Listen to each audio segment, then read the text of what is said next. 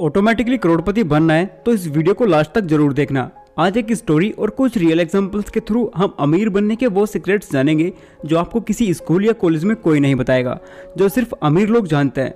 अमीर लोग जानते हैं ऑटोमेटिकली अमीर कैसे बना जाता है। चलो इसे एक स्टोरी के थ्रू जानते हैं। 3 बेस्ट फ्रेंड्स हैं जिनके नाम हैं आशीष, उत्सव और आकाश। ये तीनों आपस में सारी बातें शेयर किया करते हैं जैसा कि जनरली बेस्ट फ्रेंड किया करते हैं। तीनों की उम्र अभी 22 साल है और तीनों ही एक बहुत अच्छी कंपनी में जॉब करते हैं। आशीष के पिता एक स्टॉक ब्रोकर हैं, जिस वजह से आशीष के घर पर अक्सर स्टॉक मार्केट और इन्वेस्टमेंट पर बात चलती रहती है। जिस वजह से आशीष का इंटरेस्ट स्टॉक मार्केट में कुछ ज़्यादा ही था। वो अक्सर अपने पिता से स्टॉक मार्केट के बारे में कुछ ना कुछ सवाल पूछता रहता। आशीष के पिता को भी अब समझ आ चुका था कि उनके बेटे का इंटरेस्ट स्टॉक मार्केट में है, जिससे वे काफ़ी खुश भी थे और उनके पास स्टॉक मार्केट को लेकर जितनी भी नॉलेज थी उन्होंने आशीष को दे दी। आशीष अपनी इन्वेस्टिंग जर्नी स्टार्ट करने के लिए अब रेडी हो चुका था।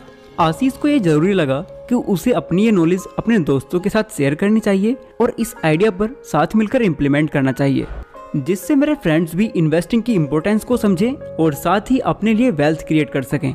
इस सोच के साथ आशीष अपने दोस्तों के पास गया और उसने कहा, देखो भाई, मेरे पास एक रास्ता है जिससे हम जल्दी फाइनेंशियली फ्री हो सकते हैं। मैं तुम दोनों को भी उसके बारे में बताना चाहता हूँ और हमें अपनी फाइनेंशियल जर्नी आज ही शुरू कर देनी चाहिए ताकि हम जल्द से जल्द फाइनेंशियली फ्री हो सकें। आशीष ने बस इतना ही कहा था कि उत्सव और आकाश उसे टोकते हुए बोले, बस कर भाई, थोड़ा ब्रेक लगा। ये कोई उम्र है ये सब सोचने की? जब हम 30-40 के हो जाएंगे तब सोचेंगे इन्वेस्टिंग के बारे में। अभी तो हमारे मौज मस्ती के दिन है। अगर अभी से इन सब में फंस जाएंगे तो लाइफ कभी इंजॉय ही नहीं कर पाएंगे। और हाँ, तू भी इस बारे में ज़्यादा मत सोच, इन्वेस्टिंग के लिए अभी बहुत लंबी जिंदगी पड़ी है। आशीष उन लोगों की बात सुनकर थोड़ा मायूस तो हुआ, लेकिन उसने उनकी बातों पर ज़्यादा ध्यान न देते हुए इन्वेस्टिंग के लिए अच्छी अपॉर्चुनिटीज ढूंढने लगा। इन्वेस्टमेंट शुरू करने से पहले आशीष को 6 से 12 महीने के लिए इमरजेंसी फंड बनाना ज़्यादा सही लगा। अगर इन फ्यूचर उसकी कभी जॉब चली जाए या ऐसी कोई सिचुएशन आ जाए तो वो 6 से 12 महीने इस इमरजेंसी फंड पर सर्वाइव कर सकता है।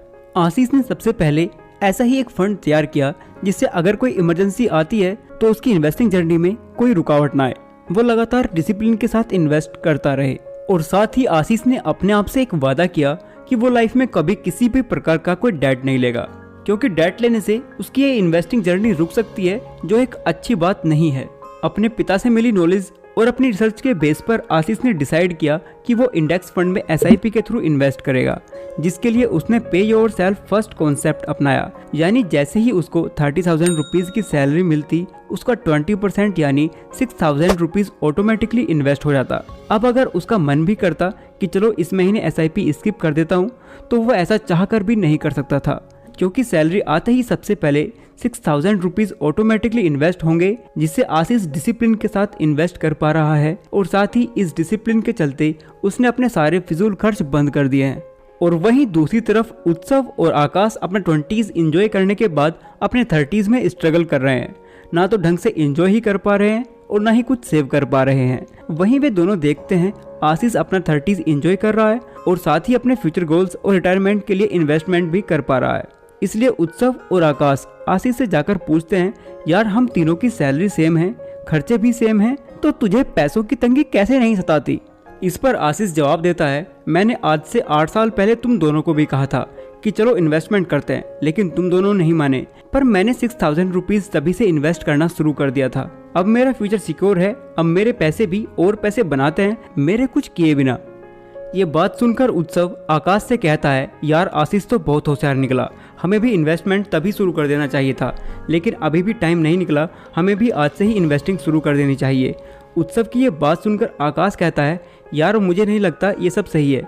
एक तो स्टॉक मार्केट बहुत ज़्यादा रिस्की है, दूसरा आशीष ने आज से 8 साल पहले शुरू किया था, वो सही समय था और आज टाइम सही नहीं है, अब मौका हाथ से निकल चुका है। आकाश ने इस बार भी इन्वेस्टमेंट के आइडिया से मना कर दिया, लेकिन उत्सव ने कहा, मैं तो जरूर करूंगा, वो भी आशीष से 2 गुना।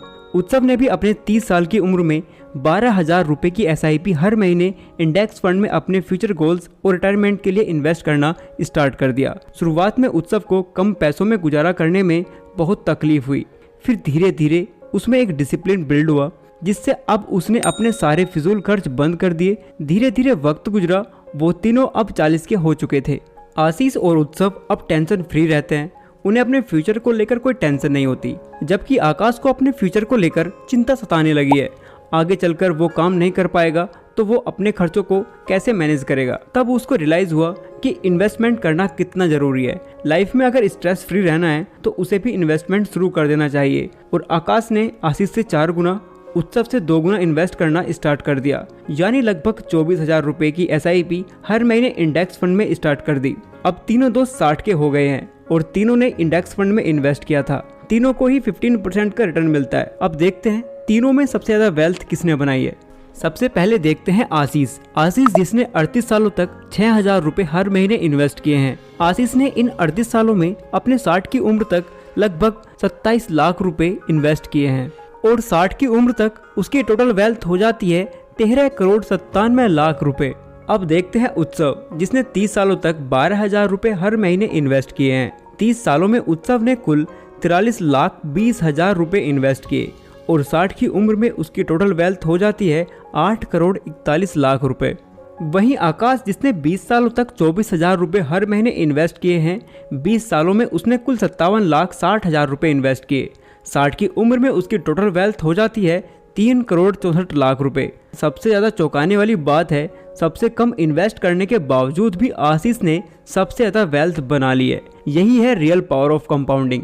जितना ज़्यादा टाइम कंपाउंडिंग की पावर को मिलता है, ये उतनी ज़्यादा स्ट्रॉन्ग होती चली जाती है। आपकी छोटी सी अमाउंट भी कंपाउंडिंग की पावर के साथ बहुत बड़ी वेल्थ में बदल जाती है। इसलिए कहा जाता है SIP में इन्वेस्ट करने के लिए हर एक टाइम सही टाइम है। अगर आप आज सोच रहे हैं तो आप आज इन्वेस्ट शुरू कर दीजिए। अगर आप ये सोचते रहोगे कि जब मार्केट नीचे आएगा तब आप इन्वेस्ट करोगे, अगर आपको ऐसा मौका मिल भी जाएगा तब भी आप इन्वेस्ट नहीं कर पाओगे, क्योंकि आप उस डर में फंसे रहोगे कि मार्केट अभी और नीचे गिरेगा, जब मार्केट ऊपर जाने लगेगा मैं तब इन्वेस्ट करूंगा। लेकिन मार्केट नीचे गिर के वापस ऊपर चला भी जाएगा और आप बस देखते ही रहोगे। इसलिए कहते हैं SIP के लिए किसी अपॉर्चुनिटी का वेट मत कीजिए, आप आज से ही इन्वेस्टिंग शुरू कर दीजिए ताकि आप टाइम के साथ कंपाउंडिंग की पावर को ज़्यादा अच्छे से यूज़ कर सको। इस स्टोरी से हमें 2 बातें सीखने को मिलती हैं। फर्स्ट, आप जितनी जल्दी हो सके इन्वेस्ट करना स्टार्ट कर दें। अगर आप थोड़े पैसों से भी जल्दी इन्वेस्टिंग शुरू कर देते हैं तो आप दूसरों से 2 कदम आगे निकल जाओगे।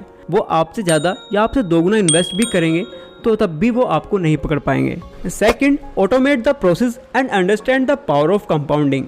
जैसा कि अमित ने कंपाउंडिंग की पावर को समझा था, इसलिए उसे पता था कि उसे बस हर महीने 5,000 रुपीज़ इन्वेस्ट करने हैं। उसके बाद कंपाउंडिंग अपने आप सब कुछ संभाल लेगी। साथ ही उसने इन्वेस्टिंग की प्रोसेस को SIP के थ्रू ऑटोमेट कर दिया, जिसकी वजह से उसमें एक डिसिप्लिन बिल्ड हुआ।